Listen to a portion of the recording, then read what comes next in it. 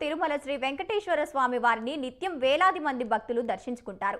తిరుమల శ్రీవారిని దర్శించుకుంటే సకల పాపాలు హరించిపోతాయని భక్తులు విశ్వసిస్తారు.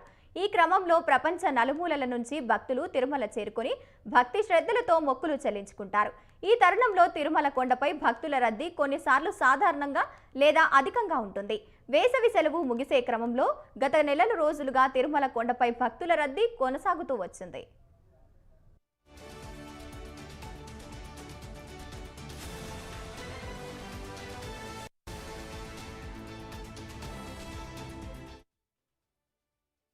తాజాగా స్కూళ్లు ప్రారంభమైనప్పటి నుంచి భక్తుల రద్దీ ఏమాత్రం తగ్గడం లేదు. ఈ రోజు ఉదయం కూడా భక్తుల రద్దీ విపరీతంగా పెరిగిపోయింది. ఇవాళ తెల్లవారుజామున శ్రీవారిని దర్శించుకునేందుకు వేలాది మంది భక్తులు పోటెత్తడంతో వైకుంఠ క్యూ కాంప్లెక్స్లోని కంపార్ట్మెంట్లు నిలిచిపోయాయి.